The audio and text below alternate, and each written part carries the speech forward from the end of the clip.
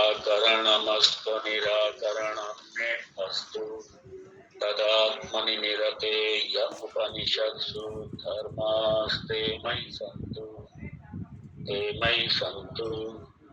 ओम शांति शांति शांति। ओम केनेशितं पतति प्रेषितं मनः केन प्राण प्रथम प्रैति युक्तः केनेशितां वाचमिमां वदन्ति चक्षुश्रोत्रं कौदेवो युनक्ति। दूसरा मंत्र। श्रोत्रस्य श्रोत्रं मनसो मनो यत् वाचो हवाचं सौ प्राणस्य प्राणः चक्षुषश्चक्षुः अतिमुच्य धीराः वेद्यस्मात् लोकात् अमृता भवन्ति।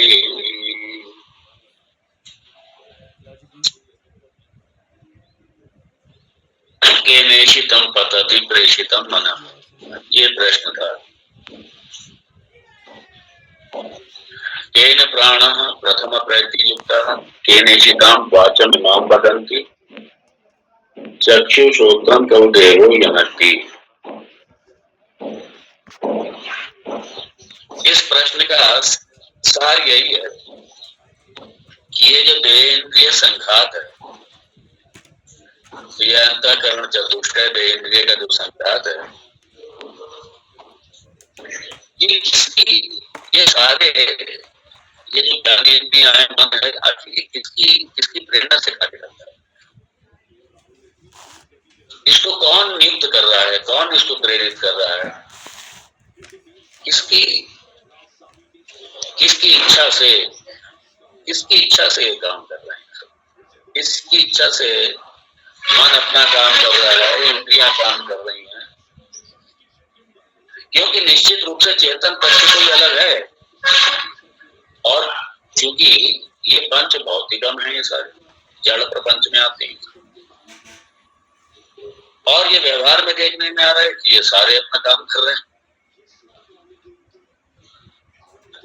ये सारा, ये चेतनवत सारा, तो आखिर इनको, ये अचेतन है, आखिर इनको कौन इनको प्रेरित कर रहा है? कौन इनको कार्य में लगा? मुख्य ये है, क्योंकि यद्यपि अगर लॉजिकली देखें, तार्किक रूप से, ये सारा है तो अचेतन, लेकिन चेतनवत ये प्रतीत हो रहा है। प्रतीत क्या हो रहा है? ये चेतनवत दिखाई दे रहा है, चेतन।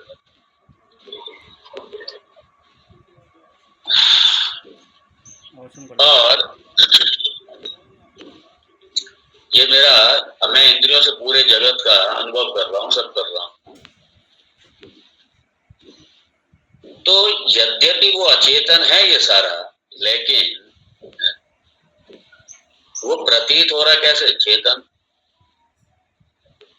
मैं इस शरीर को भी चर के रूप में देख रहा हूँ, चेतन के रूप में देख रहा हूँ, चेतन के रूप में देख रहा हूँ, संवेदना के रूप में देख रहा हूं मैं। तो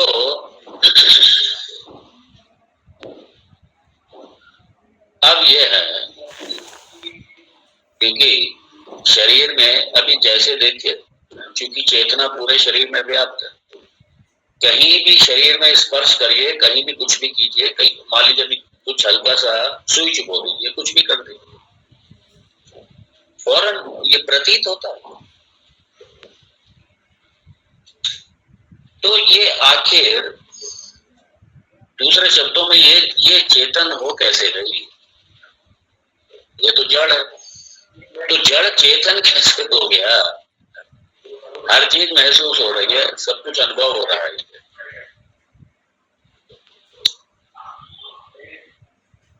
और इसीलिए यहां से एक निष्कर्ष निकलता है, यही लिंग जिसको कहा जाता है। इसी से एक प्रतीक, एक चिन्ह, यही एक चिन्ह है कि शरीर जीवित है, मतलब शरीर काम कर रहा है, इंद्रियां काम कर रहे हैं, तो शरीर जीव भी कहिए। तो इसी चूंकि शरीर ये सारे का सारा, ये सारे अचेतन उसमें आते हैं, चाहे सूक्ष्म शरीर है या स्थूल शरीर है, लेकिन अब ये चेतन तो दिखाई दे रहे हैं, और जब चेतन प्रतीत हो रहे हैं तो आखिर ये तो पक्की है कि कहीं ना कहीं प्रॉब्लम है। तो यहाँ पे इसका उत्तर यही है कि इनकी अपनी कोई चेतन सत्ता नहीं है, चेतनता इनकी नहीं है। यद्यपि ये चेतनवत प्रतीत हो रहे हैं, दिखाई दे रहे हैं, लेकिन चेतनता इनकी अपनी नहीं है, ये उधार की सत्ता है इनके पास। ये चेतनता, संवेदनता ये उधार की है इनके पास, इन्होंने उधार दिया हुआ था, ही नहीं इनका। इसलिए ये स्वाभाविक रूप से, ये चाहे सूक्ष्म शरीर है, स्थूल शरीर है, ये जितना संघात है स्वाभाविक रूप से तो अचेतन। लेकिन अगर चेतनता प्रतीत हो रही है तो इनकी उधार की ली हुई है, इनकी अपनी चेतनता नहीं है, इनकी चेतनता ही नहीं।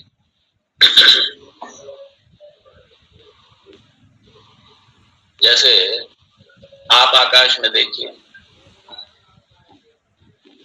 पूर्णिमा की रात्र को देखिए, चंद्रमा कितना चमकता है, चंद्रमा एकदम खिलखिलाता है, खिलखिला के जैसे हंस रहा होता है,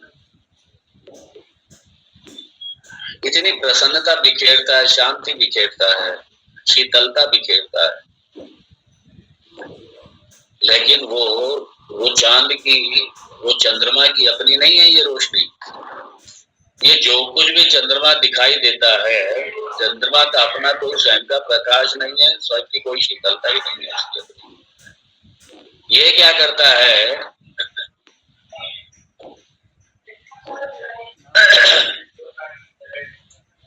इसके पास भी उधार की है। तो इसने कहां से लिया है, ये उधार किया इसके पास, ये सारा इसके पास उधार किया है। उसी तरीके से जो शरीर है, अब क्योंकि वो कहां से ले रहा है, वो भी सूर्य से ले रहा है। बाद में पता चला सूर्य की भी अपनी नहीं है, सूर्य भी कहीं दूसरी जगह से ले रहा है। ये सारे उधार की सत्ता वाले हैं, ये सत्य से। इसलिए जो शरीर है, शरीर के पास जो चेतनता, जो चेतनवत भास रहा है, दिखाई दे रहा है, इसकी अपनी चेतनता नहीं है। इसने दूसरे सोर्स से अपनी ये उधार की अपनी चेतनता ले ली। और यही का यही हमारे जो करण है, हमारे करण, चाहे वो हमारे अंतःकरण है, चाहे हमारा ये ज्ञानेंद्रिय है, ये सारे जितने हमारे करण हैं, ये भी सारे के सारे, इनमें भी जो चेतनता है, जो जीवंतता है, ये इनकी अपनी नहीं है, और ये भी इन्होंने उधार से ले ली।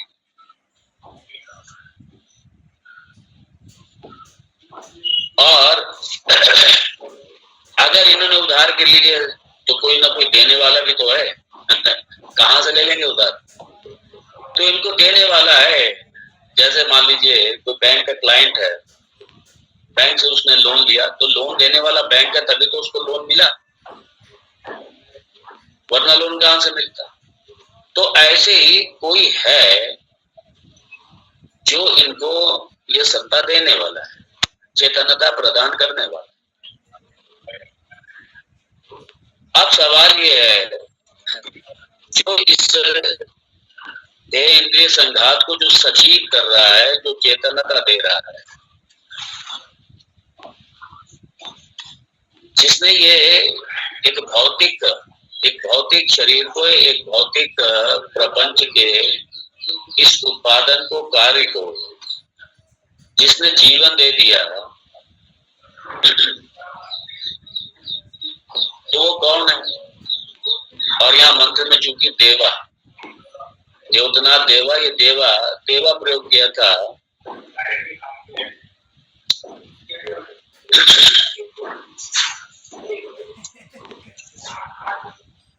इसलिए ये जो चेतन तत्व, जो देव है, जो आत्म तत्व है, ये मुख्य है।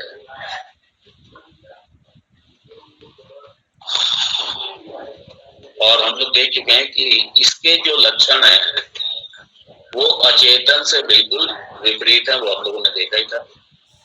अर्थात वो अचेतन से विलक्षण है, अचेतन से भिन्न है। विलक्षण मतलब भिन्न है, मतलब वो अचेतन से बिल्कुल विपरीत लक्षणों वाला है, विपरीत। तो अब यहाँ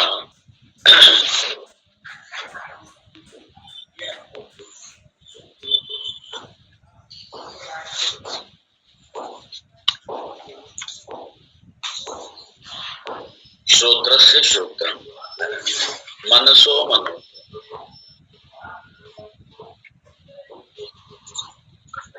तो अब यहाँ पे श्रोत्रस्य श्रोत्रम शृणोति अनेन इति श्रोत्रम, ये पहले श्रवण को स्पष्ट किया। तो जिससे श्रृणोति अनेन, अनेन मतलब जिससे, जिससे हम श्रवण करते हैं, जिससे कान हमारा श्रवण करता है, वो क्या कहलाता है? वो श्रोत्र, वो श्रोतेंद्रिय कहलाती है। और इसका हम श्रवण करते हैं शब्द से, किसी आवाज का, शब्द का, किसी का भी श्रवण करते हैं। और उसके जो श्रवण करने में जो कारण है वो क्या है? श्रोत्रम इंद्रियम, श्रोत्रम इंद्रियम। और अब यहाँ पे एक वेरी इंटरेस्टिंग, तो यहाँ पे लिखा जो श्रोत्र का श्रोत्र है, मन का मन है, वाणी का भी वाणी है, और जो प्राण का प्राण है, चक्षु चक्षु है। और ऐसा जान लेता है तत्वता वो धीर पुरुष है, अतिस्मात लोकात अमृता भवन्ति। मतलब ऐसा ज्ञानी पुरुष, ऐसा ज्ञानी पुरुष, ऐसा ब्रह्मवेता, ऐसा आत्मवेता, वो संसार से प्रेत्य अस्मात् लोकात्, वो इस लोक से जाकर इस लोक को छोड़ करके, अर्थात देह पात के बाद में फिर विदेह मुक्त हो जाते हैं। अमृता भवन्ति न तस्य प्राणा उत्क्रामन्ति, उनके प्राणों का आना जाना नहीं होता।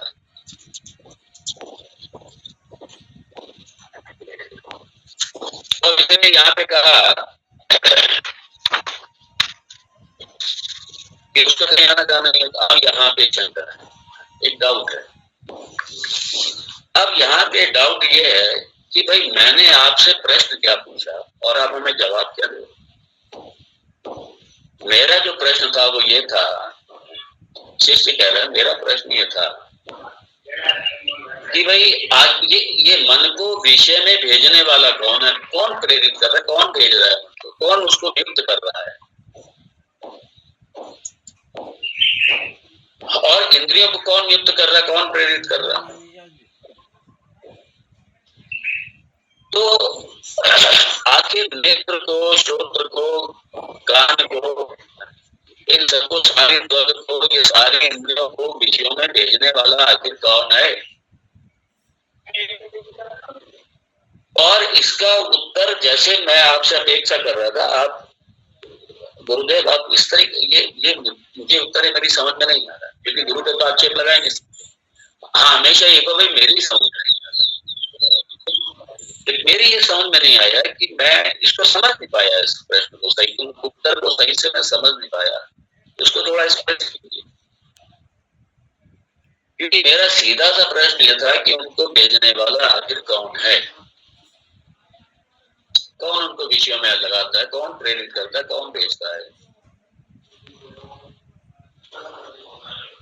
तो भाई सीधा सीधा आपको कह देना चाहिए था कि फलाना देवता है कोई, ये फलाना ऐसा देवता है, ये फलाना देवता है, वो अपने अपने इंद्रियों को उसमें कार्य में लगाता है, भेजता है।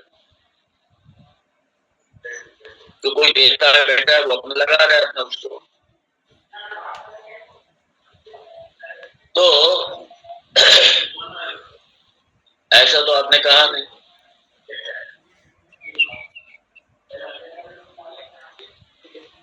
यहाँ पे चूंकि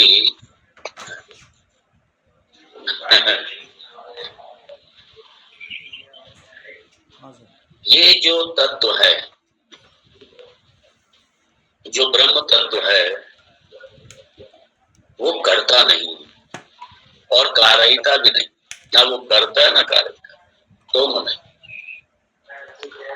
इसको यहाँ पे स्पष्ट करना, क्योंकि अगर भेजता है तो उसका मतलब वो करता हो गया, वो कर रहा है, करता हो गया।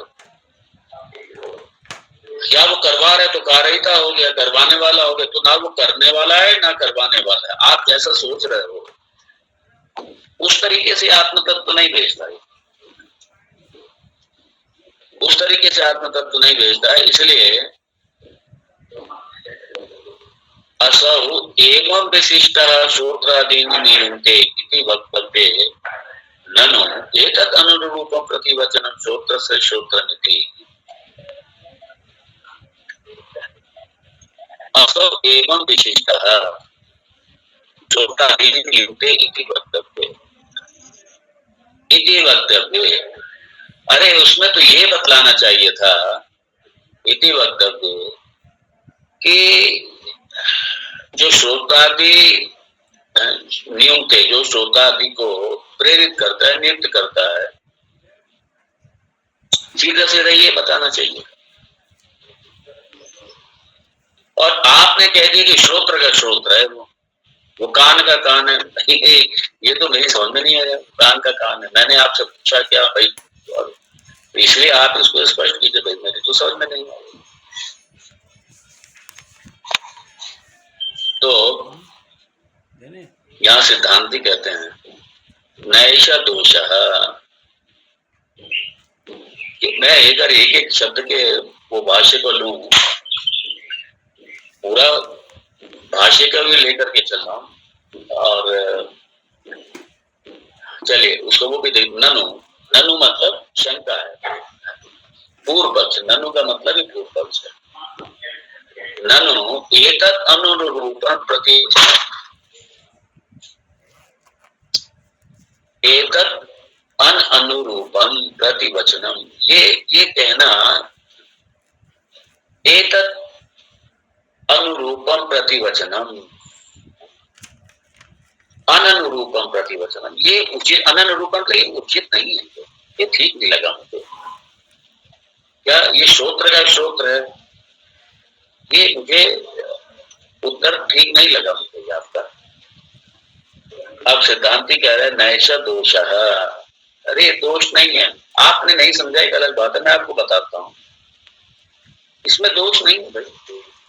और दूसरी बात यह है कि श्रुति में दोष हो नहीं सकता कभी भी। हमारी समझ में दोष हो सकता है, हमने नहीं समझा, हमारी समझ में दोष है। श्रुति में थोड़ी दोष है, वेद में थोड़ी दोष है, भगवतवाणी में दोष थोड़ी है। इसलिए सही समझने की आवश्यकता है, ना कि वेद में त्रुटि निकाल दो। जैसे बहुत से लोग करते ना, ये स्वयं, ये जो स्वयंभू होते हैं बहुत से, वो गीता में दोष निकालने लग जाएंगे, वेदांत में मतलब उपनिषदों में दोष लगाने लग जाएंगे। बड़ा अफसोस होता है। इसलिए अगर कहीं भी शंका है, मतलब मेरी समझ में नहीं आया, श्रुति अपनी तरह से वेद सही है, भगवत सही है, हाँ मेरी नहीं समझ में आया। हम अपनी समझ में स्पष्टता लाएं, हम अपनी समझ में क्लैरिटी लाएं, ना कि हम श्रुति में ही दोष ढूंढने लग जाए। ये बात जाने में बहुत बड़ा पाप हो जाएगा।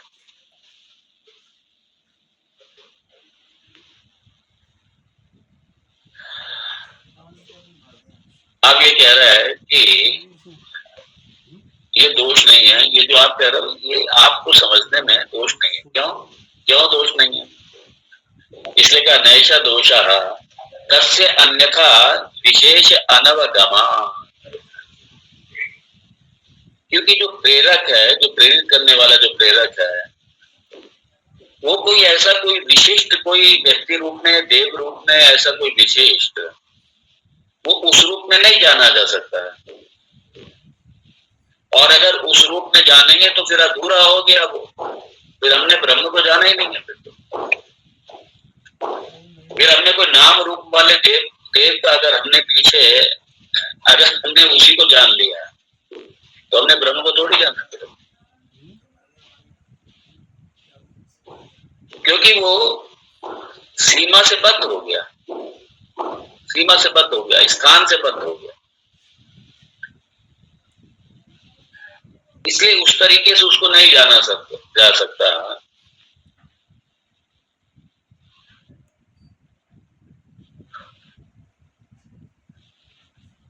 और यहाँ पे स्पष्ट और कर रहे हैं, यदि श्रोत्रादि व्यापार व्यतिरिक्तेन स्वव्यापारेण विशिष्ट श्रोत्रादि नियोक्ता अवगम्यते गात्रादि प्रयोक्तृवत् तदेतम्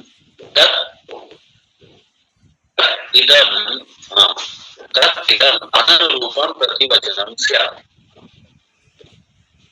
अब यहाँ पे वो ये कह रहे हैं कि जैसे आप सोच रहे हो कि कोई विशिष्ट कुछ होता होगा, उसको प्रेरित करने वाला कोई देव, कोई किसी उसमें उस रूप में होता होगा, तब यहाँ समस्या आ जाएगी। क्या समस्या आ जाएगी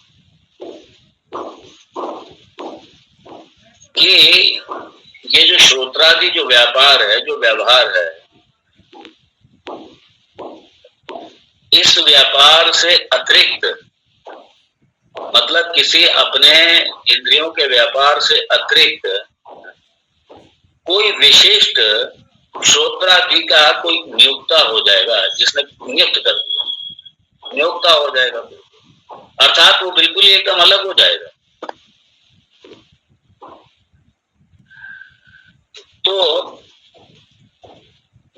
और फिर क्या होगा, फिर कर्तापना का भाव आ जाएगा, उसका कर्तापना उस पर आएगा। तो जब कर्तापन आएगा तो फिर भोक्तापन आएगा। और अगर ब्रह्म ही अगर कर्ता भोक्ता हो गया तो ब्रह्म थोड़ी है, फिर वो ब्रह्म नहीं है। फिर वो अगर ब्रह्म ही कर्ता भोक्ता हो गया, फिर वो ब्रह्म का आएगा, तो ब्रह्म थोड़ी है।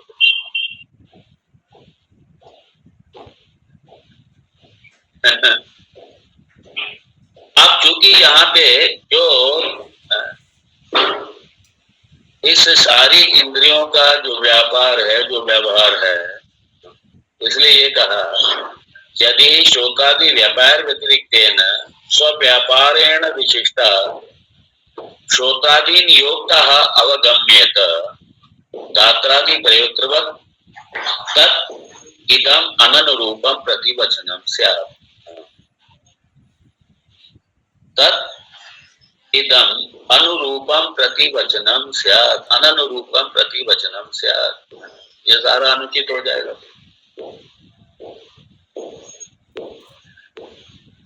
यदि ही श्रोतादि व्यापार व्यतिरिक्तेन, मतलब श्रोतादि जो हमारे इंद्रियों का जो व्यापार है, इससे अतिरिक्त स्वव्यापारेण विशिष्टा, मतलब कोई अपने इस व्यापार से कोई विशिष्ट कोई श्रोत्रादि नियोक्ता, यदि कोई नियोक्ता अवगम्यता, यदि इसको मान लिया जाएगा, अवगम्य मतलब यदि इसको मान लिया जाएगा तो सारी प्रॉब्लम हो जाएगी। फिर ब्रह्म में क्या कर्ता भोक्तापना आ जाएगा, फिर उसमें कर्ता भोक्तापना आ जाएगा। फिर वो सारा ब्रह्म के जो लक्षण है वही सारे कट जाएंगे, वो सारे और ब्रह्म के लक्षण ही कट जाएंगे। वो सगुण वाला हो जाए, विकारी हो जाएगा, वो सगुण हो जाएगा, व्याकारी हो जाएगा। इसलिए जो ये सगुण देव हैं, जो आप ये सोच रहे हो कोई सगुण देव उसको नियुक्त करते होंगे, नहीं भाई। कोई वो ब्रह्म जो है वो उस तरीके से होता होगा कोई, तो वो, और अगर आप उसको ब्रह्म के रूप में समझ रहे हैं तो आप ब्रह्म को आपने नहीं समझा है। तो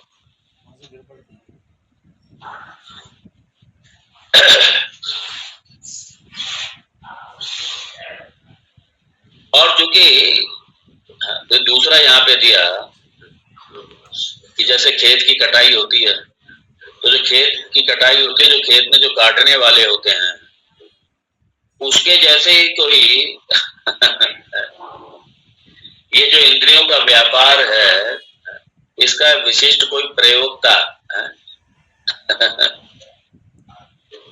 कोई उनको प्रयुक्त करने वाला, कोई उनको लगाने वाला, और उसका वो क्या उनकी जैसे खेत में कटाई होती है उसके जैसे इसका तो ज्ञात ही नहीं है। तो जैसा आप सोच रहे हो उस तरीके से नहीं। यहाँ सिद्धांत क्या कह रहा है, आपने सही समझा नहीं, इसलिए आपको समझने की जरूरत है। श्रुति में कहीं कोई दोष नहीं है। उसका पर्चा बना के रख उसका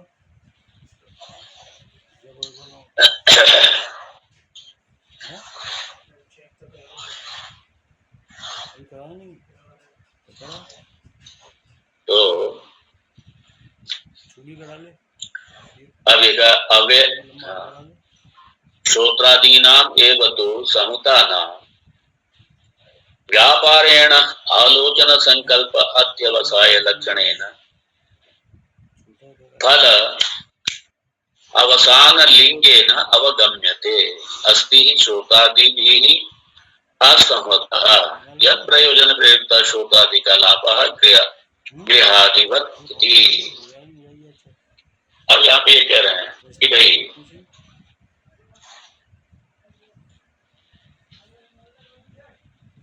कि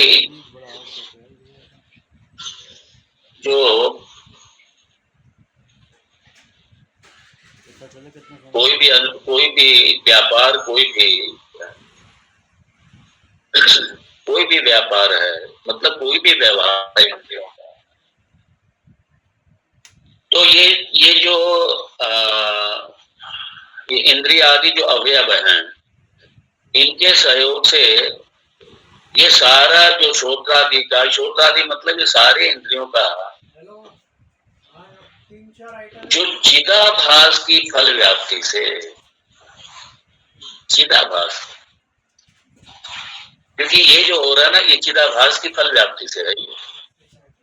तो चिदाभास की व्याप्ति से जो भी संकल्प निश्चय आदि का जो मतलब संकल्प मतलब ये मन का, निश्चय मतलब या बुद्धि, तो जो मन बुद्धि आदि का जो भी व्यापार है, जो भी इंद्रियों के व्यापार है, तो उससे लिंगे न अवगम्य, तो उससे ये पता चलता है क्या कि श्रोत्रादि भी असंहता, कि श्रोत्रादि भी असंहत यत् प्रयोजन प्रयुक्त श्रोत्रादि का लाभ ग्रहादिवत इति।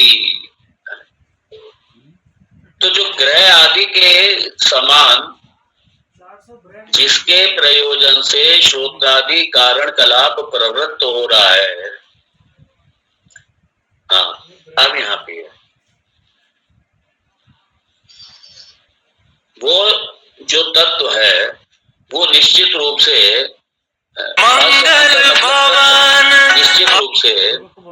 श्रोतादि कलापा गृहादिवत इति, श्रोत्रादि भी असंहता मतलब यहाँ पे पृथक है। वो श्रोतादि सारी इंद्रियों से बिल्कुल पृथक है। क्या पृथक है?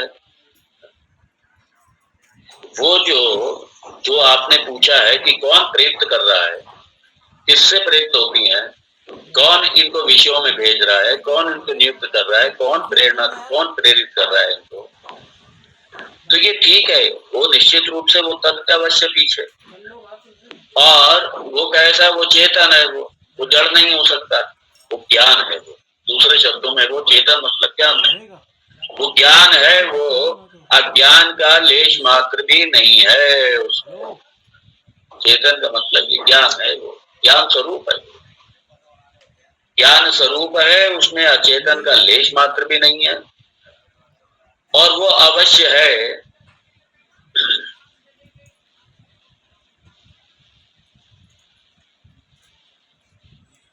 और जैसे कि कहा कि आपने सहताना परार्थत्वात् अवगम्यते शोकादीनां प्रयोक्ता। तो जो सहता नाम है,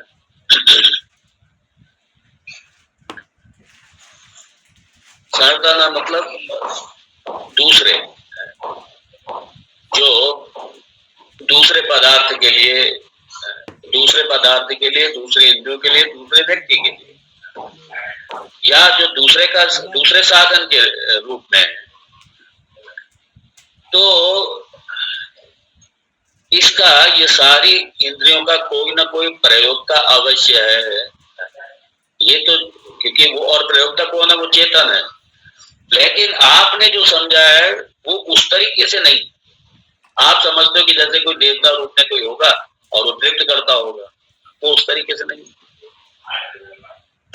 वो उस तरीके से नहीं।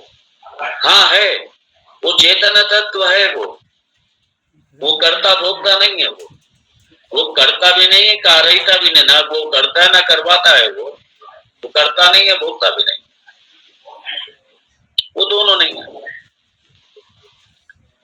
इसलिए अगर उस दृष्टि से देखें तो भाई श्रोत्र से श्रोत्रम श्रोत्र से श्रोत्रम, तो उस दृष्टि से तो ठीक ही है ना। वो श्रोत्र का स्रोत है, वो श्रोत्र का स्रोत है, तो उस दृष्टि से वो ठीक है। अब क्यों ठीक है? क्योंकि उसकी उपस्थिति मात्र से हो रहा है, बस वो कर नहीं रहा है, करवा भी नहीं रहा है, वो उसकी उपस्थिति मात्र है। इसलिए कहा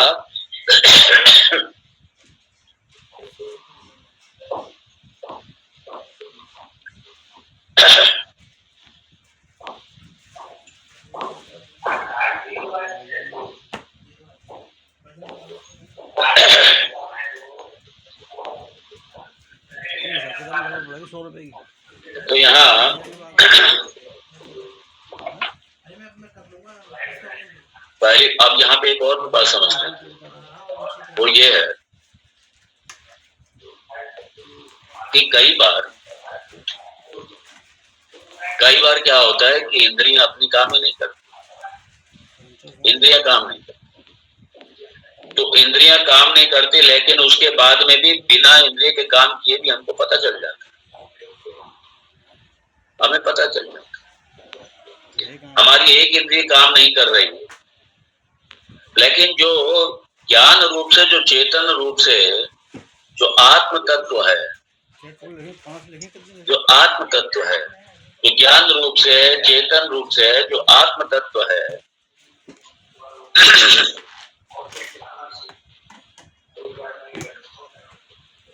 वो क्या है?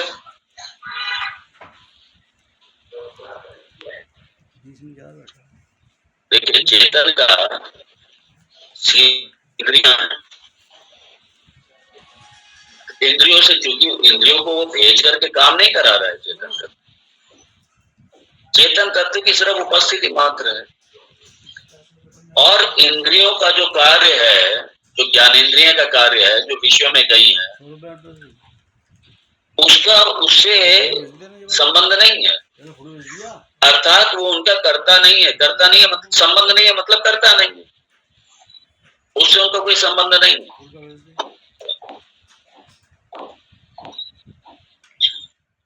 इसलिए इंद्रियों में कम ज्यादा हो सकता है, इंद्रियों की क्षमता कम ज्यादा हो सकती है। हर समय इंद्रियों की क्षमता एक सी नहीं रहती है। जो ज्ञानेंद्रियां हैं, इनकी क्षमता सारे जीवन भर एक सी थोड़ी रहती है। ओल्ड एज में आते आते ओल्ड एज में तो सारी डैमेज होने लगती है, सारी की सारी। तो ये सारी की सारी डैमेज होने लगती है। इसलिए इंद्रियों का स्वस्थ होना या इंद्रियों का रोगी होना, ये दोनों का भी उस ज्ञान रूपी चेतन तत्व से कोई भी संबंध नहीं है, असंग है, वो पूरी तरीके असंग है।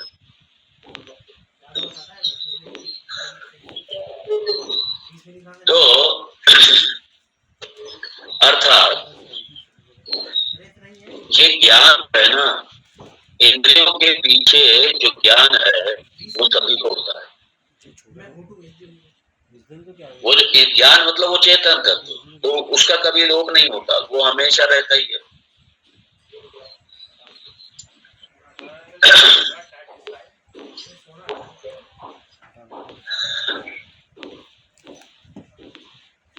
अब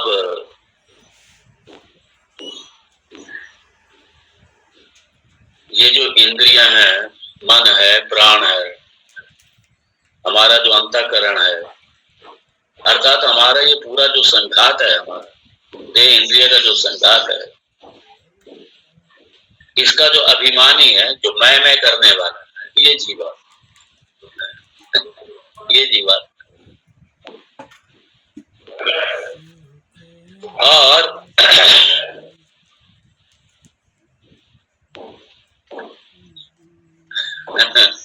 तो ये जो जीवात्मा है, ये कैसा है? ये चेतन है, और यही विषयों की इच्छा करता रहता है, और यही इनको अब उनके व्यापार में नियुक्त करता रहता है।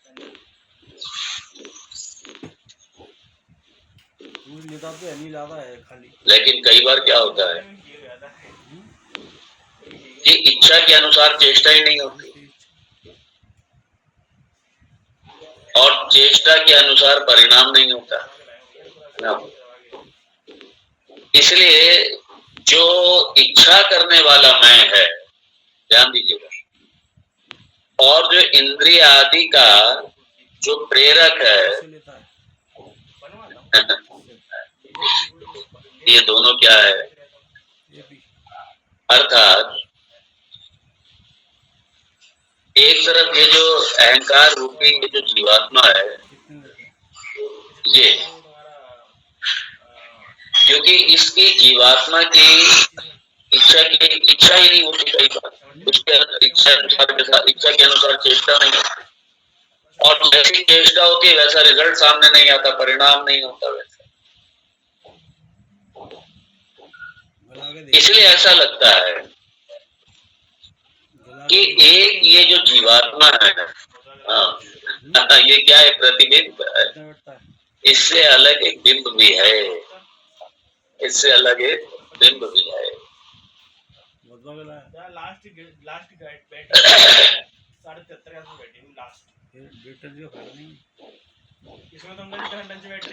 तो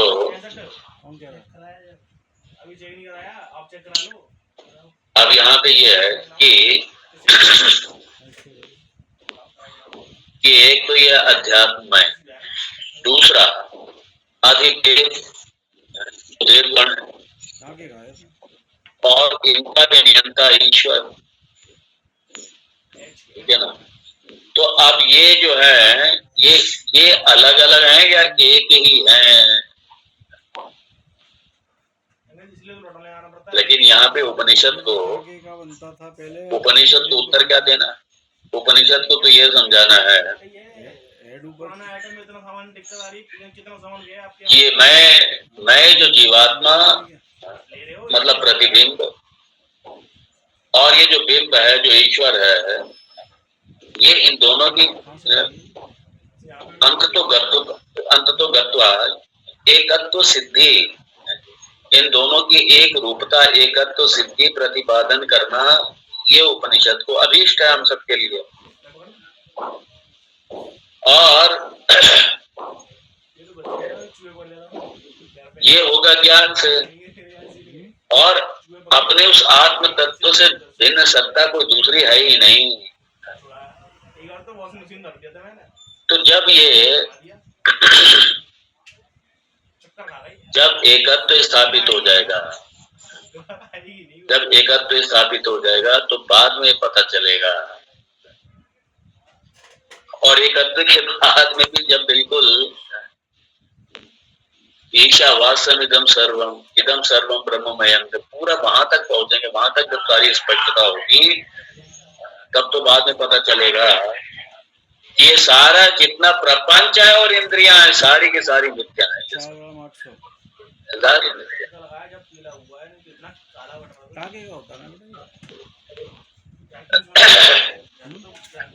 इसलिए जो आत्मा को औपाधिक रूप से यदि देखें, आत्म तत्व को औपाधिक रूप से देखते हैं, 85 तब ऐसा लगता है क्या कि देखने वाला, सुनने वाला, बोलने वाला, सोचने वाला, चेष्टा करने वाला, ये सब प्रतीत होता है। लेकिन अगर निरुपाधिक रूप से हम देखते हैं, इन सबसे पृथक हट करके देखते हैं, तो निरुपाधिक रूप से आत्म तत्व में ना कर्तृत्व है ना भोक्तृत्व है, दोनों नहीं है, दोनों ही नहीं है। और उदाहरण इलेक्ट्रिसिटी का ले लेते हैं, एक बिजली है, सेम बिजली, वो फ्रिज में रख करके ठंडा कर रही है और गीजर में वही बिजली उपस्थित होकर के गर्म कर रही है। मूलतः बिजली ना गर्म कर रही है ना ठंडा कर रही है, उपकरण गर्म कर रहे हैं, उपकरण ठंडा कर रहे हैं, बिजली नहीं कर रही। बिजली की उपस्थिति मात्र से जो अलग अलग तरीके के संयंत्र हैं, उपकरण हैं, वो अपना अपना अलग अलग तरीके से काम, बिजली नहीं कर रही, इलेक्ट्रिसिटी नहीं कर रही है। तो ऐसे ही जो आत्म तत्व है, जो आत्मा है, वो एक है और इंद्रियां सारी अनेक हैं। इसलिए आत्मा की अनेक क्रियाएं मालूम पड़ती हैं, जबकि आत्मा की क्रियाएं नहीं है, उनकी इंद्रिय उपकरण है।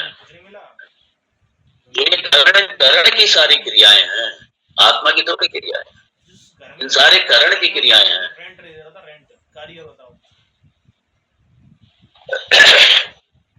और कर्तृत्व किसमें होता है? ये अहंकार में कर्तृत्व होता है। ये जो चिदाभास है ना, वहां पे कर्तृत्व होता है। और जो चेतन तत्व है, जो बिंब है, जो आत्म तत्व है, वहां कर्तापना नहीं है, वो कर्तापना वहां नहीं है, कर्तापना।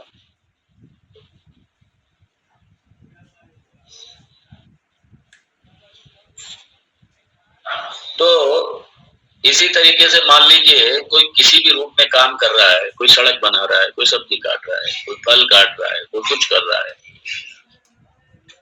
हजारों तरीके के कार्य हैं, कोई खाना बना रहा है, कोई विभिन्न तरीके के काम है, कोई मोटर ठीक कर रहा है, कोई कुछ भी कर रहा है, कितने सारे काम, हजारों काम है सारे।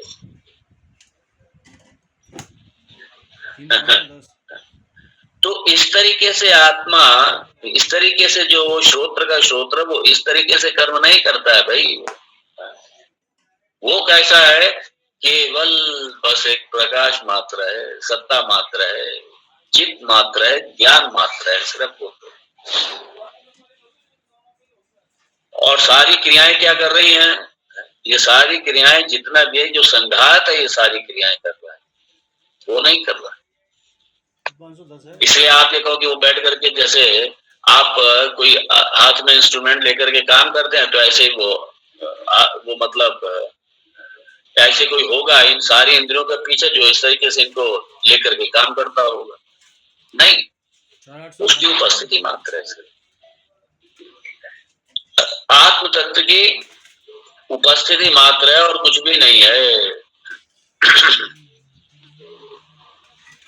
इसलिए यहाँ पे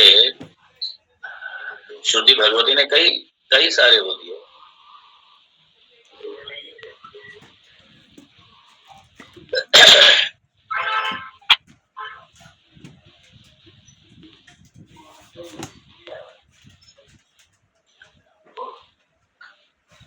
तो यहाँ पे बड़ा स्पष्ट कहा कि भाई ये व्यवहार में देखा जाता है। क्या देखा जाता है? कि जो श्रोत्रादि जो इंद्रियां हैं, ये सारे हमारे जो ज्ञान इंद्रियां हैं, ये सारी की सारी इंद्रियां वो अपने विषय को अभिव्यक्त करने का समर्थ उनमें है।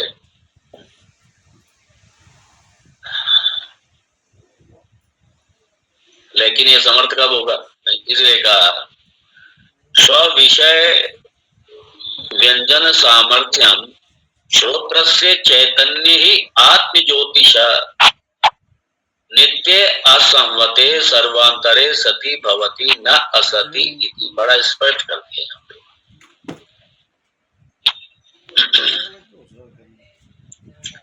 स्विषय व्यंजन सामर्थ्यम कटका लगा है अपने अपने विषय को मतलब अपने इंद्रियों के स्व विषय अपने विषय को व्यंजन सामर्थ्यम ये जो सामर्थ्य है व्यक्त करने का तो चैतन्य ही आत्म ज्योतिष नित्य असंवते ये बड़ा स्पष्ट है। आत्म ज्योति ही इसका जो सामर्थ्य है क्या करेगा इसको असहत मतलब असंग पृथक लगवाएगा आत्म ज्योतिषी पत्थर से आएगा और नित्य असंवर्त है बिल्कुल पृथक है वो असंवर्त मतलब पृथक है अलग है इनका नुकसान है वो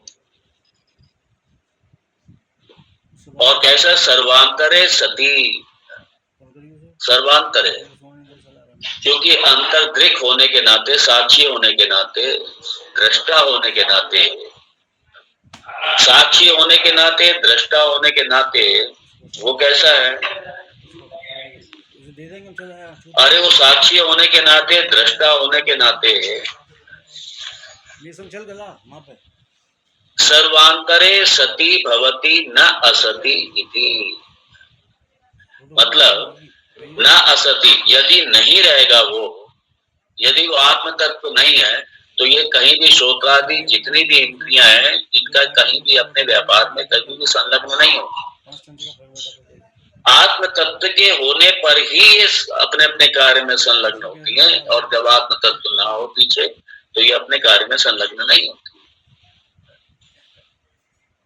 इसलिए सिर्फ वो कैसा है वो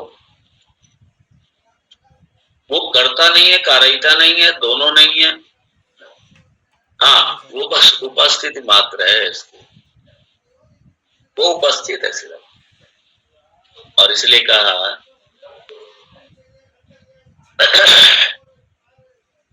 ये देखिए 5-6 इंच का फर्क बैठा था कार्टन में लाए इसलिए अतः श्रोत्रस्य श्रोत्रम इति इत्यादि उपपद्यते इसलिए बिल्कुल ठीक है भाई है कि वो श्रोत्र का श्रोत्र है वो श्रोत्र का श्रोत्र है आपने जो जिस तरीके से समझा उस तरीके से नहीं है ये आत्मपद असंग होने से और क्योंकि असंग होने से वो बिल्कुल अलग होने से असहत होने से पृथक होने से वो उपस्थिति मात्र है बस उसकी और उसी की ऊर्जा से कपड़ा हो गया वो उसी की ऊर्जा से उसकी उपस्थिति मात्र से ये अपने अपने कार्य में सारे लगते हैं लग जाते हैं सब ये सारे मन बुद्धि इंद्रिय सब जितना ये इनका परिवार है ये सारे अपने कर्मों में लग जाते हैं मात्र उपस्थिति मात्र से इसलिए आत्मना एव अयम ज्योतिषास्ते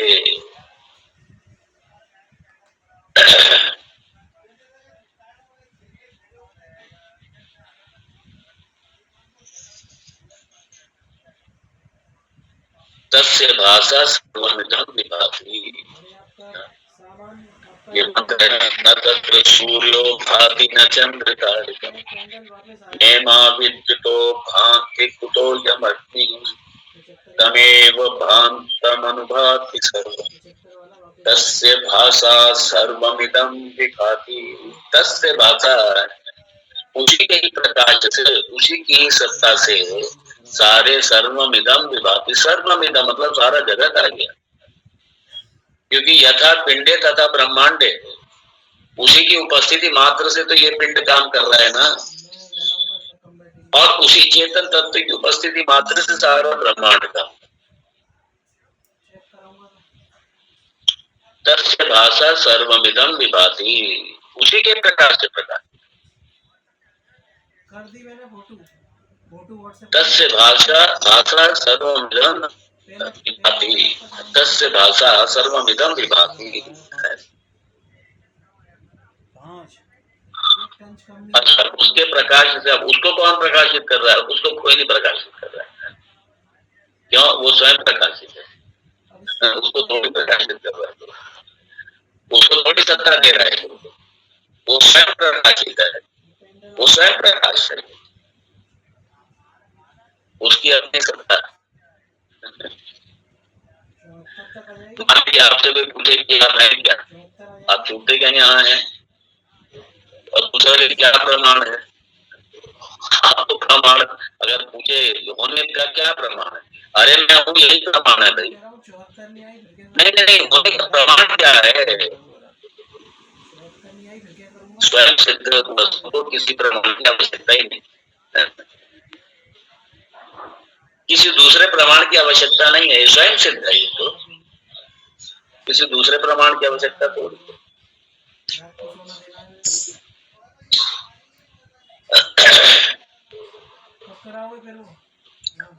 तस्य भाषा सर्वमिदं विभाति, सारा उसी के प्रकाश से, उसी आत्म तत्व के प्रकाश से प्रकाशित है। और ये न सूर्य तपति तेजस और उसी के ही तेज से, उसी के ही प्रकाश से सूर्य प्रकाशित हो रहा है, सूर्य प्रदीप्त हुआ है, उसी के तेज से सूर्य प्रदीप्त है। सूर्य का कोई अपना तेज थोड़ी है, सूर्य का अपना ताप थोड़ी है, ये उसी परमात्मा का, उसी ब्रह्म का है ये सारा तेज, ये सारा प्रकाश उसी ब्रह्म का है। इसलिए यहाँ ये तैत्तिरीय उपनिषद का भी ये सूर्य तपति, जिससे सूर्य भी तपता है, जिसकी ऊर्जा लेकर के, जिससे प्रकाश लेकर के सूर्य भी तपता है।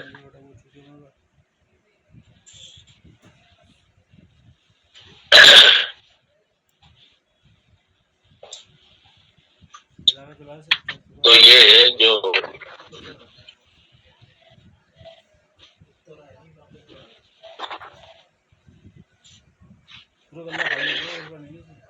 इसलिए जो सारी इंद्रियों का जो ज्ञान है, वो सारी की सारी अलग अलग चूंकि उपाधियां हैं, अलग अलग इंस्ट्रूमेंट है, और अलग अलग इंस्ट्रूमेंट, अलग अलग उपाधियों की मदद से ही सारा ज्ञान।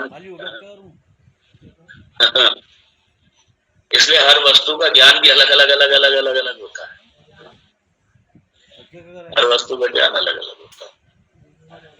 और हर देखिए, कल्पना कीजिए, ये कहने को तो 5 इंद्रियां और कहने को 5 विषय हैं सिर्फ, लेकिन एक एक इंद्रिय के इतने विषय हैं कि गिन नहीं सकते। एक एक इंद्रिय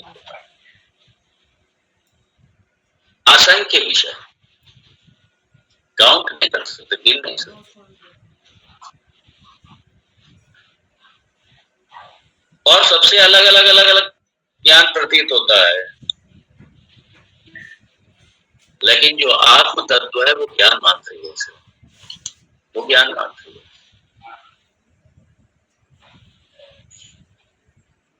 अब जैसे सबकी आंखें देख सबकी अलग अलग अलग अलग रही है, लेकिन रोशनी सूर्य की सबके लिए एक सी है।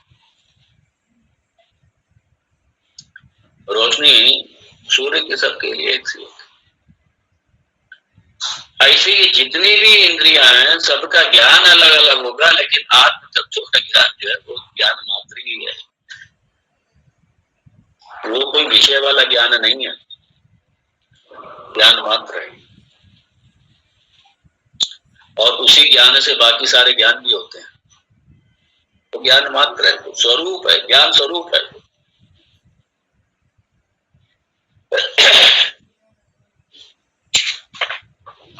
ये जो इसीलिए स्वामी पूज्यपाद विद्यारण्य जी, भगवान शंकराचार्य जी के बाद में इन्हीं को माना जाता है। ये बड़े हमारी वेदांत परंपरा के, शांकरी परंपरा के बहुत बड़े हमारे विद्वान,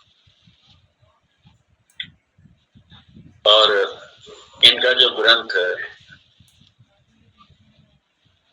दृश्य विवेक,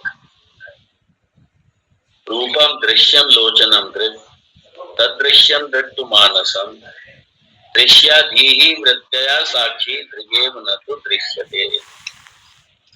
ये इस प्रश्न का बड़ा सटीक इसमें उत्तर है, इसकी हेल्प ले सकते हैं। दृगेव न तो दृश्यते,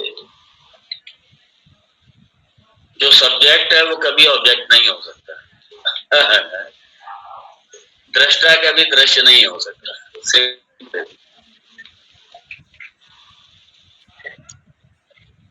इसलिए कहा, और ये जो दृष्टा है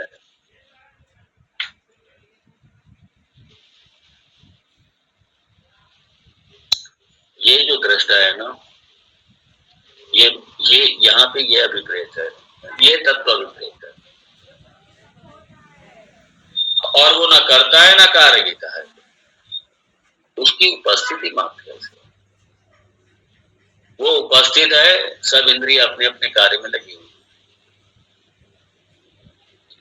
सब कुछ शरीर के हर, चाहे प्राण है, चाहे इंद्रियां हैं, चाहे मन है, बुद्धि है, संकल्प है, विकल्प है, जो कुछ भी है, निश्चय है, ये सारे का सारा अंतःकरण चतुष्टय का जो भी कार्य है, सारी इंद्रियों का जो भी व्यापार है, जो भी व्यवहार है, वो सारा इस आत्म तत्व की, ये जो यही श्रोत्र का श्रोत्र है, यही श्रोत्र का श्रोत्र, यही वाक का वाक है, यही वाक का वाक है, यही श्रोत्र का श्रोत्र है, यही मन का मन है, यही प्राण का प्राण है, यही चक्षु का चक्षु है, यही है। और इसीलिए कहा, मुझे लगता है श्लोक को देखना चाहिए। इसलिए कहा, तस्य भाषा सर्वमिदं विभाति येन सूर्यः तपति तेजसः, कई सारे, यदादित्यगतं तेजो जगद्भासयतेऽखिलं यच्चन्द्रमसि यच्चाग्नौ तत्तेजो विद्धि मामकम्।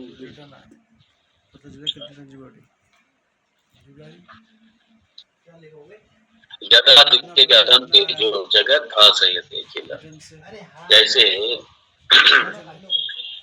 जो तेज है,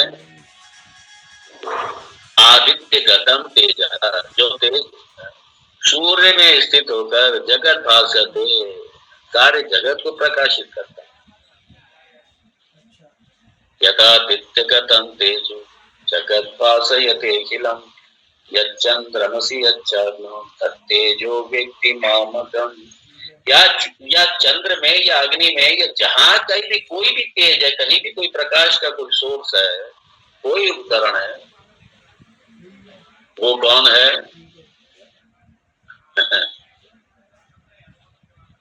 मामकम, वो सारा मेरा ही है भगवान, वो मेरा ही है, उनका नहीं है, वो मेरा ही है। क्षेत्रम क्षेत्री तथा कृष्णम प्रकाशयति भारत, ये भी 13वें अध्याय का श्लोक। तो ये यहाँ पे श्रुति ने प्रमाण दिया है, यहाँ पे ब्रह्म तत्व के प्रमाण, और वो जो ब्रह्म तत्व है वो है श्रोत्र का श्लोक। उस ब्रह्म तत्व को पकड़ो। और ये जो आप सोच रहे हो कि किसी देवता की, जैसे किसी देवता ने उठा करके नियुक्त कर दिया, तो ऐसे ही वो श्रोत्र का श्रोत्र, वो श्रोत्र का श्रोत्र वो नहीं है। और यदि आपने उसी को समझ लिया है तो फिर अभी आपने समझा नहीं है ब्रह्म को, अभी फिर आपने ब्रह्म को नहीं समझा। इसलिए जो आपका प्रश्न था, जो आपकी शंका थी, आपके हिसाब से ठीक थी, आपके हिसाब से। इसका मतलब है आपने सही समझा ही नहीं था। प्रॉब्लम कहाँ पे होती है? ये श्रुति से, ये शास्त्र से सीखना चाहिए। प्रॉब्लम ये होती है कि हम जो शंका कई बार उठाते हैं और हमको लगता है कि जो हमने समझा वही सही समझा है, बिल्कुल। यहाँ पे यही प्रॉब्लम है पूर्व पक्षी। बहुत से लोगों की आदत होती है, वो ये एक अपने कंक्लूजन ड्रा करके बैठ जाते हैं, वो कहते नहीं हमने सही समझ लिया, और जो हमने सही समझा वही सही है, जो मैंने समझा है वही सही है। ये इसके और अधिक हो जाते हैं। इसलिए ऐसे कभी आगे बढ़ ही नहीं सकते। जो मैंने समझा बस यही सही है, नहीं, श्रुति क्या कह रही है आपने श्रुति के अनुसार समझा या नहीं? और अगर आपकी समझ श्रुति को कॉन्ट्राडिक्ट कर रही है, श्रुति के विरुद्ध आपकी यदि समझ जा रही है, तो समस्या फिर आपकी समझ में है, श्रुति में नहीं है। हाँ, यदि आपकी समझ और श्रुति जो कह रही है वो दोनों सेम एक ही हैं, तो फिर आप श्रुति के साथ में। लेकिन आपको लग रहा है कि नहीं नहीं नहीं नहीं, मैंने तो ऐसा समझा, ये ऐसा हो नहीं सकता, और मतलब आप श्रुति को काटने लग गए आप, और आप अपनी समझ से अडिग होकर के बैठ गए, और जो श्रुति कह रही है उसको आप मान ही नहीं रहे, तो फिर वहां प्रॉब्लम है आपकी। अगर मैं करूं कोई करो, फिर ये मेरी प्रॉब्लम है, फिर श्रुति की थोड़ी प्रॉब्लम है।